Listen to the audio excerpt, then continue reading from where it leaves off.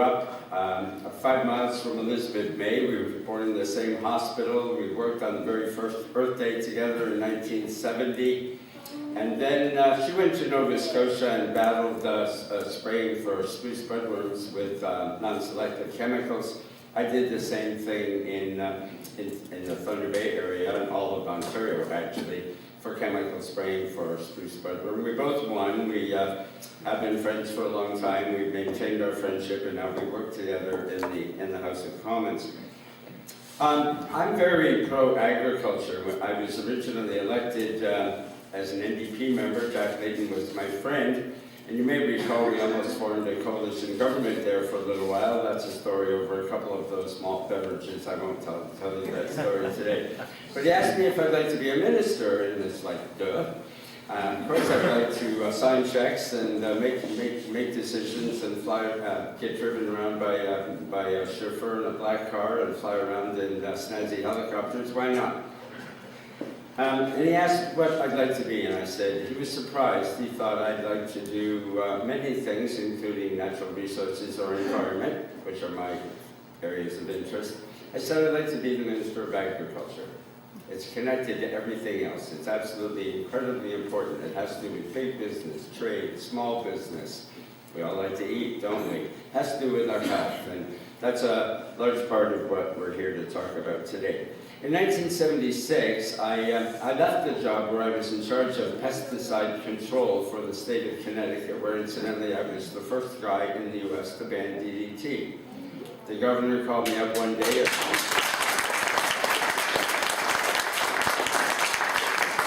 At the height of that controversy one day, the government called me up and gave me a very hard time and pretty much tried to bully me out of banning DDT.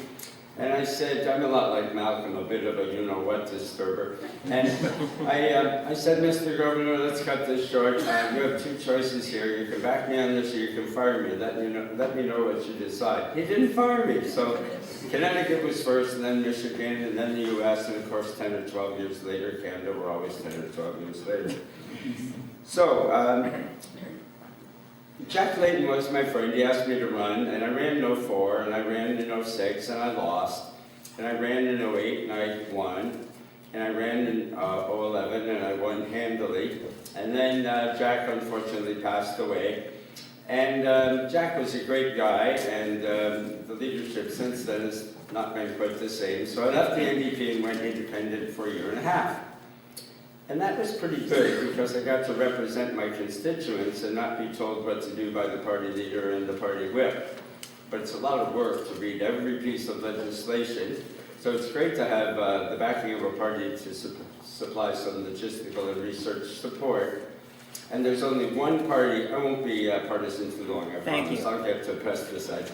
But there's only one party where the MPs can work for their constituents. The three main parties you do with the leader in the party and the whip tell you to do, or you're in big trouble.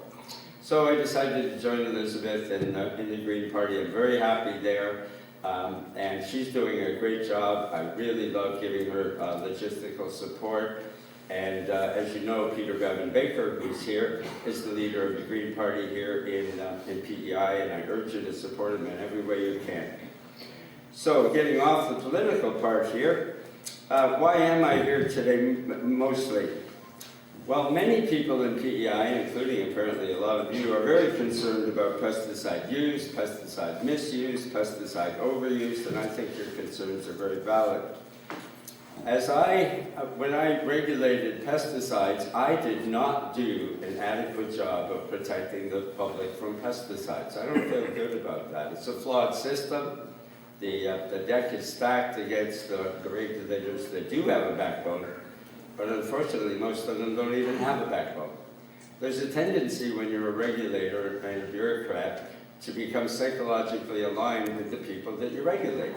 You see them every day, and they seem to be normal people, and they buy you lunch, and they show you pictures of their family and their kids and their dog, and you get aligned with them, and you don't see the general public all the time that you're there to protect. So I disappointed myself in that job, although I did the best job I could.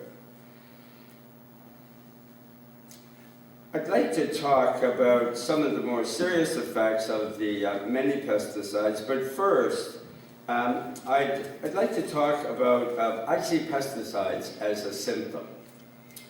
And the problem is really our priorities in agriculture in our society. And so I'd like to talk to you about why I think you're growing, it's easy for me to say coming from away, eh? I think you're growing too many potatoes. Sorry about that, but that's the root of the problem. I'm not saying you shouldn't grow any potatoes, you're famous for potatoes, but it's gotten out of hand. You're growing too many potatoes, you have large monocultures. Monocultures lead to ecological problems, and through pesticides they also lead to health problems. The health problems include, about 5 years ago I weighed 43 pounds more than I weigh today. Today I weigh exactly the same as I weighed when I graduated from high school and wrestled. And I'm at my fighting weight again. And how did I do that? I gave up starch. I gave up starch. If it's white, I don't eat it anymore. I gave up rice and pasta and potatoes. And the weight just melted away. Within 6 months, I lost 43 pounds. So I get off that little soapbox. Try it. It's easy. It's not as hard as it seems. But obesity is a huge problem in North America today. It causes diabetes, it leads to cancer sometimes on its own. It's a big problem. And so, especially when you make it into French fries, and especially if you, fry them in saturated or trans fat. So that's number one. We should reduce our production and eating of potatoes for health reasons. And of course, there's the cancer spin-off from pesticides, and I'm going to talk about more of that in a minute.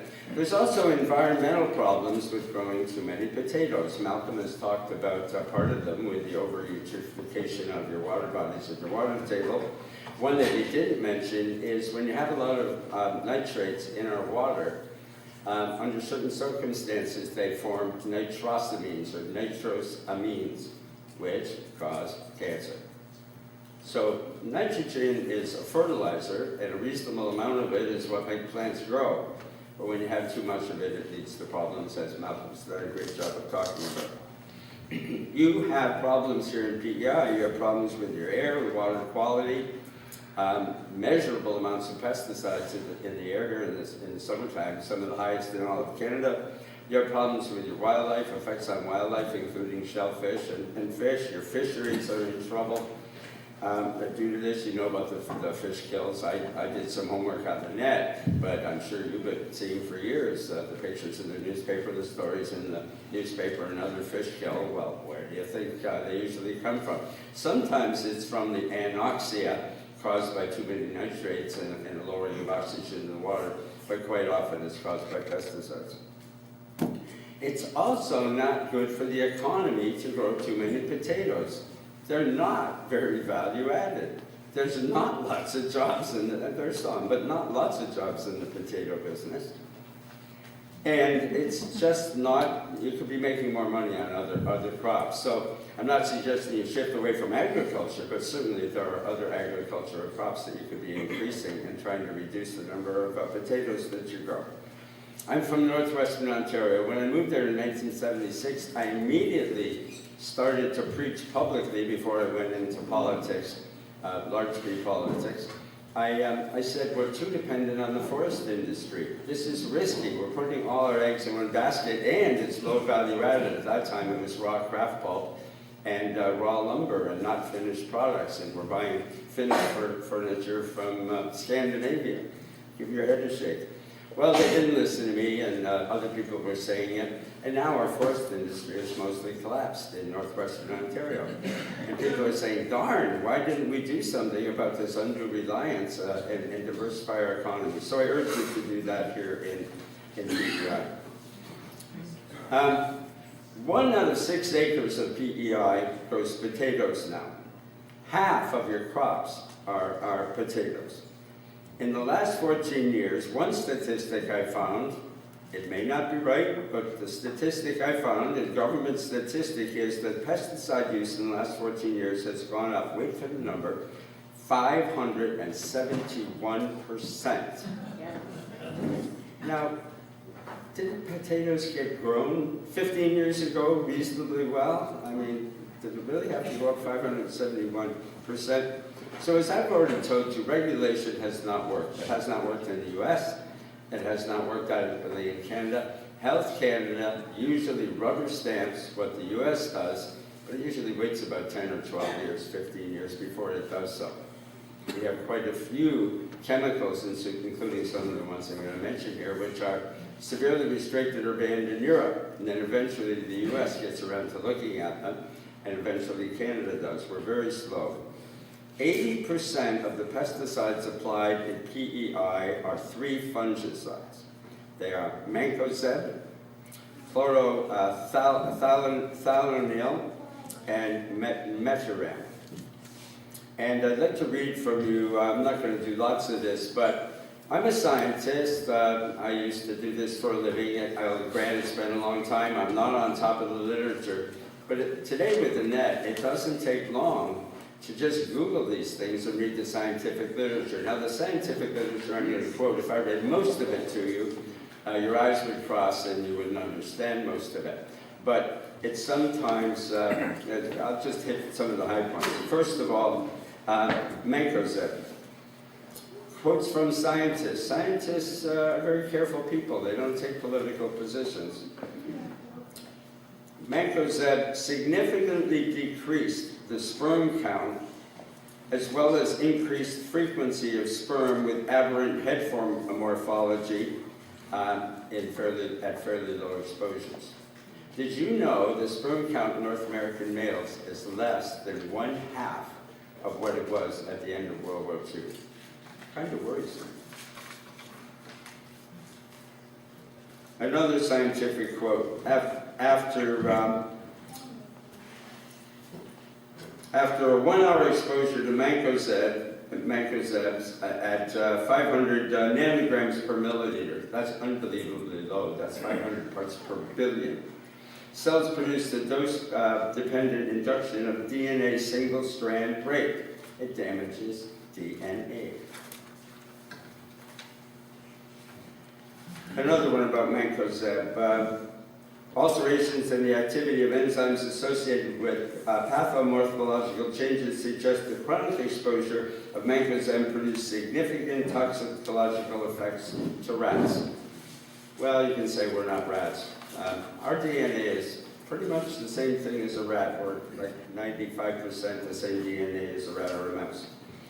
Chlorothalonil is used here extensively. It's a fungicide. It's also called Bravo, Daconil, Celeste, Bronco, Agramil, etc. A couple of quotes about that. The compound name for this is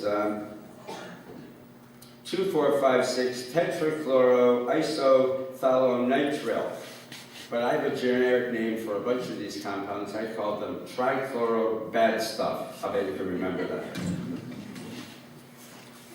One of the toxicological effects of that chemical with the long name is cancer.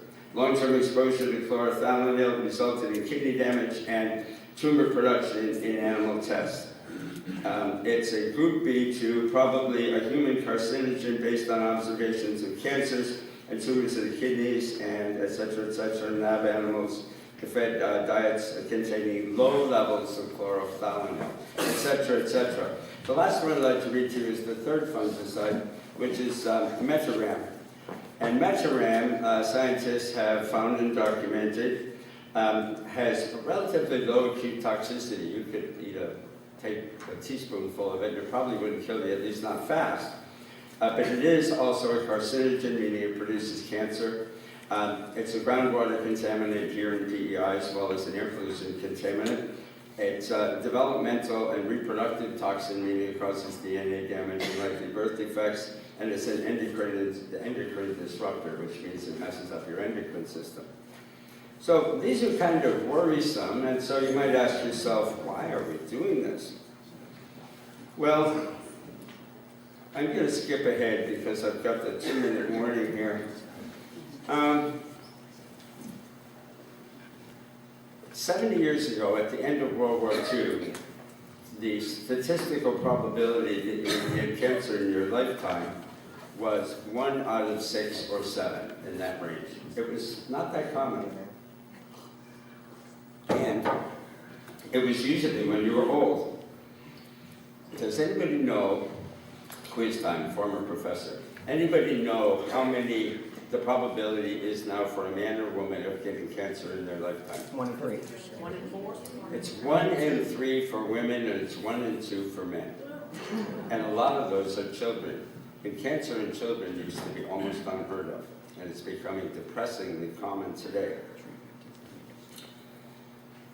I'd like to tell you a quick little story about, as a biologist, I'm an evolutionary biologist, we have 3 brains. Most of us in this room have 3 brains. The front part of your head has the cerebrum, and that's our strategic thinking, forward thinking, logical, cool, calm, collected left brain. At the back of our brain, we have our mammalian brain. That's the one with rage, road rage, and other kinds of rage, maternal instinct, love, hate, fear. And at the back of our, way back at the bottom, we have our reptilian brain. Reptilian brain is really tiny. Well, I hang around with a lot of politicians, and which brain do you think politicians operate in? We operate in our reptilian brains. So, if you want to change our behavior, it's not complicated. We move toward pleasure and away from pain. So when your politicians do the right thing, give them pleasure. And when they do the wrong thing, cause them pain. And we're not going to change their behavior. So I have 5 questions to leave you with. I'd like to read you these 5 questions. They may upset a couple of you, but I get to go home, so what the heck. First, why do you accept the risks of pesticides? Now, maybe you're here and you're not accepting, but why do most people in PEI accept the risks of these pesticides? Why do you accept the fact that you have a higher rate of cancer in PEI, much of it likely due to pesticide exposure, and nothing's happening? Why don't you diversify your agricultural base, less potatoes and more high value-added crops, and move towards fewer and fewer pesticides, and eventually, and foster some of your organic farmers? Why do you let large corporations run your province and your lives? And why do you keep electing the same people and parties again and again and again in PEI?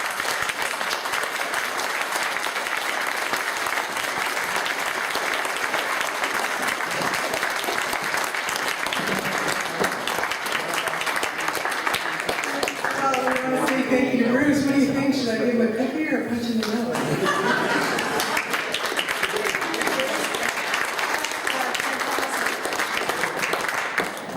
That's the bigger picture. And those are the hard questions. And really, we should all think about those questions and figure out how we got ourselves in this situation and why we just continue to allow it.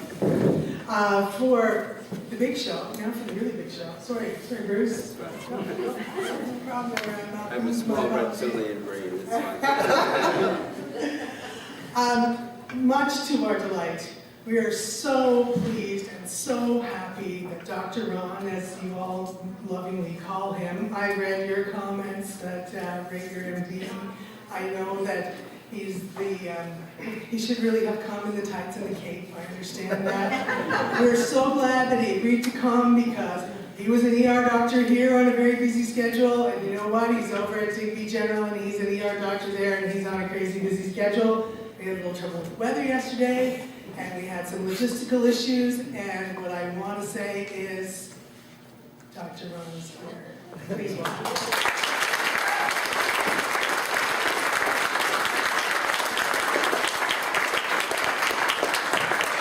Thank you very much. And hi.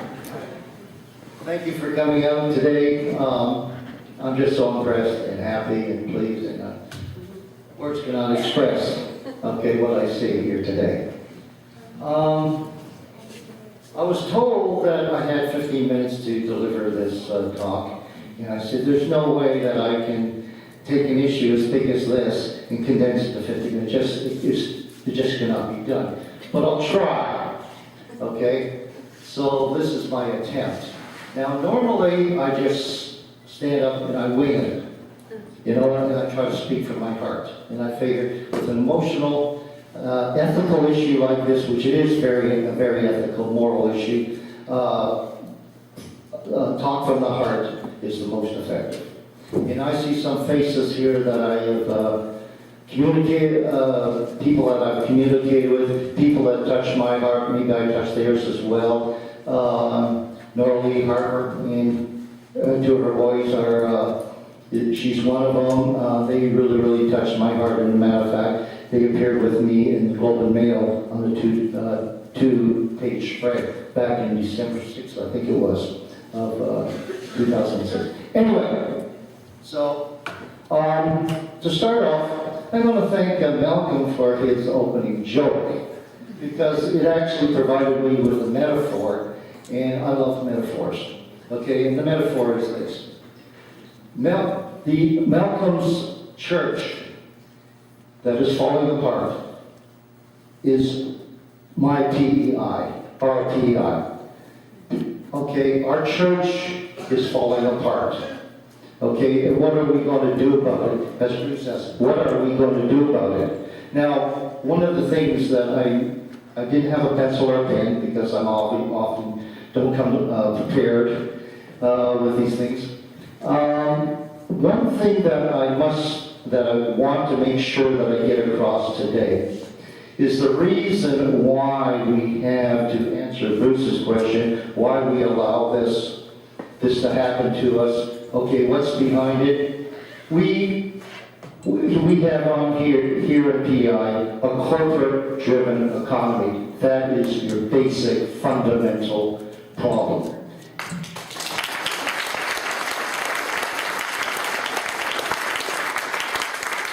Corporations, primarily one, but there are other players. One is by far bigger than the others.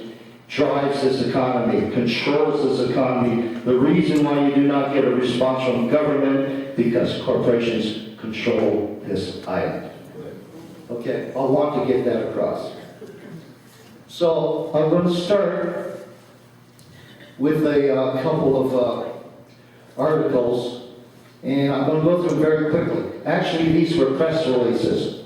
And the first one, and this one may give you a general overview of the problem which I'm going to discuss, and kind of sets the tone for how I felt and how I saw the problem back in 2006 and 2003 to 2006, before this became a national issue. The first one, I'll read quickly, it's from the National Review of Medicine in 2006.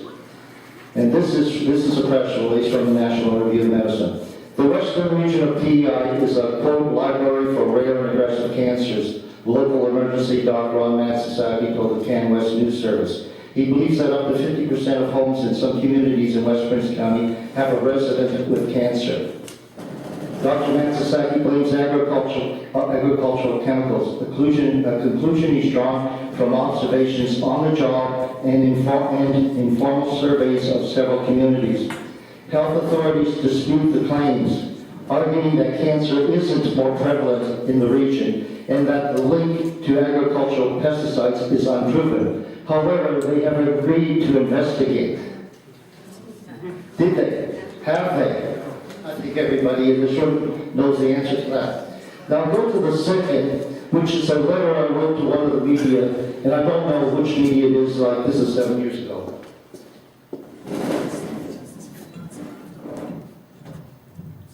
Oh, okay. Maybe I'm a little bit too close. A little too close. Maybe too close. Let's try it.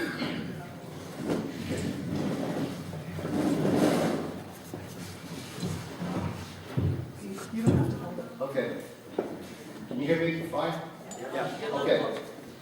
This letter that I wrote to this media, and I'm not sure which one it is, said, Stacy, another child has cancer, acute myeloid leukemia. I believe that this is the cancer which my colleague says is an adult cancer. It is rare in children. If I am not mistaken, there are more childhood cases than the case that appeared in the journal Pioneer.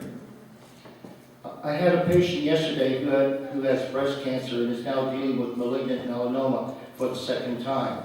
The case is an example of two tissue-type cancers in the same individual. If you research this type of occurrence, you will find that it is very unusual. The colleague I mentioned has seen several other cases. I go on. A lady who I saw at the Queen Elizabeth today has a brother with multiple myeloma and a sister who has a quote-unquote rare leukemia that she did not know the name of. A 28-year-old female who I happened to see in the emergency department here. A 28-year-old female was diagnosed with a lymphoma that has been reported in only 100 cases worldwide. This is an island of 135,000 people, but one of them has a cancer that is so rare that it's been reported, there's only 100 reported cases in the world. Again, my point regarding multiple tissue-type cancers in the same individual, rare cancers and multiple cases of cancer in one family is that something is forcing rarities to occur on PI. Something is forcing this to happen. And go back to what I said, ask you all to remember, we live in a corporate-driven economy. Okay. And I continue. I am hoping that each coverage of the PEI cancer issue will inject some courage and moral demand for justice into Islanders. Bruce mentioned this in the end of his talk.